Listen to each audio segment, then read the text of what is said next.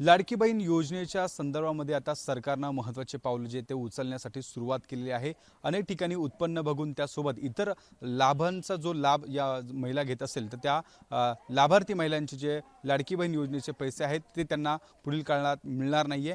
या संदर्भात बोलण्यासाठी माझ्यासोबत काही महिला आहेत, आपण त्यांच्याशी बोलूया। काय सांगाल, लाडकी बहीण योजनेच्या ज्या आता ही योजना आहेत त्यात काही निकष सरकार टाकतंय, कसं बघताय याकडे, तुम्हाला काय वाटतं? ही योजना चालू आहे, काय सांगाल?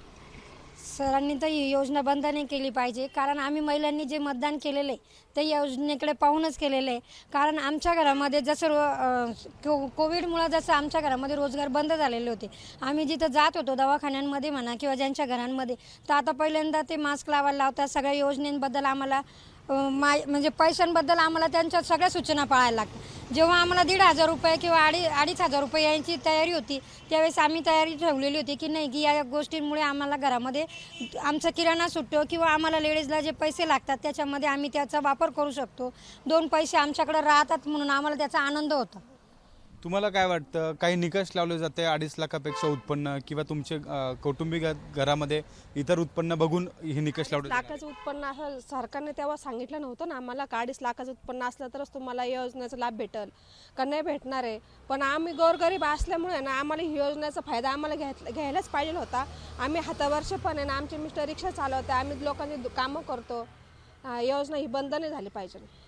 घरात जर 4 चाकी वाहन असेल तरी देखील योजनेचा लाभ मिळणार नाही किंवा इतर योजनेचा लाभ घेत असलेल्या महिलांना लाडकी बहीण योजनेचा लाभ घेता येणार नाही किंवा आपल्याला ते 1500 रुपये भेटणार नाही, काय वाटतं आपल्याला? आपल्याला तो ये पाहिजे कि हम लोग को लेडीज़ है, घर में जो हम लोग घर में काम करते हैं तो खर्चा पानी निकलता नहीं है। मगर सरकार ने किया, हमारे लिए बहुत अच्छी बात किया कि हमारे घर का खर्चा पानी निकल जाता है। लेडीज़ है, मेहनत करने से आदमी है घर खर्चा चलाते ही हैं, मगर उतना अपने को पूरता नहीं। लेडीज़ लोग को दम कैसे है? सरकार जब हम वोटिंग क्यों किए कि हमको पैसे मिलेगा तो उसी बहाने हम घर खर्चा चला सकते हैं, अपने बच्चे को भविष्य देख सकते हैं आज के, इसके लिए हमने वोटिंग दिया। हमको ये चाहिए, हमको ये लाडली बहिणा बंद नहीं होना चाहिए योजना, हमको ये चाहिए। और बड़े मोठा लोक आहे भाई, बंद करा तुम्ही चालेल, मगर गरीब लोकांचं बंद न करा, पोट भरायला पाहिजे असा लेडीजला का।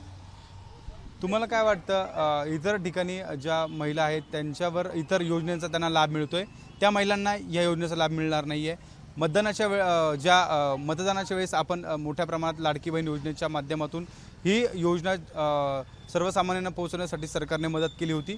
कसं बघताय निवडणुकीच्या काळामध्ये या योजनेकडे नाता? काय वाटतं तुम्हाला, मतदान काय? मतदान तर आम्ही योजनेकडे बघूनच केलेलं होतं, पण सरांनी ही योजना बंद नाही केली पाहिजे। आणि 4 व्हीलर गाडीचं जे म्हणताय ते ज्यांच्याकडे 4 व्हीलर गाड्या आहेत तर त्यांच्यासाठी त्यांनी ती योजना बंद करावीची ना।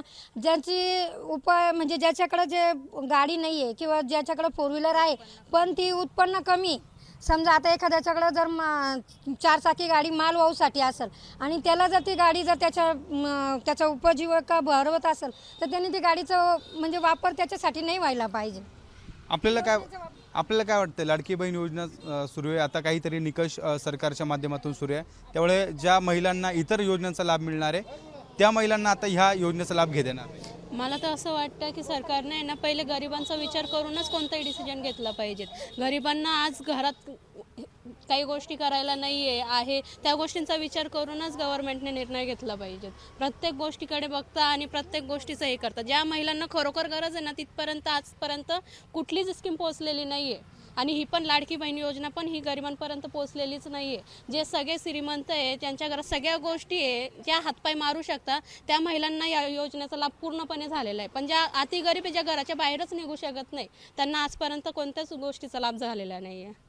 खरं तर आपण बघतोय हे सर्वसामान्य घरातील महिला आहेत आणि या महिलांना लाडकी बहीण योजनेचा लाभ मिळतोय। मात्र आता सरकारचे जे काही जाचक अटी आहेत, काही निकष आहेत, त्यामुळे या महिला आता नाराजी व्यक्त करताना पाहायला मिळत आहे। निवडणुकीच्या काळामध्ये सरसकट पद्धतीने या योजनेचा लाभ सर्व महिलांनी घेतला आहे, मात्र आता निवडणुकीनंतर काही निकष सरकारकडनं टाकले जात आहेत आणि त्यामुळे आता या महिलांना ही योजना चालू ठेवली पाहिजे सरकारने आणि येणाऱ्या काळामध्ये ज्यांना या इतर योजनांचा लाभ मिळतोय त्यासोबत या योजनेचा देखील लाभ मिळावा अशी मागणी आता या लाभार्थी महिलांकडून करताना आपल्याला पाहायला मिळत आहे।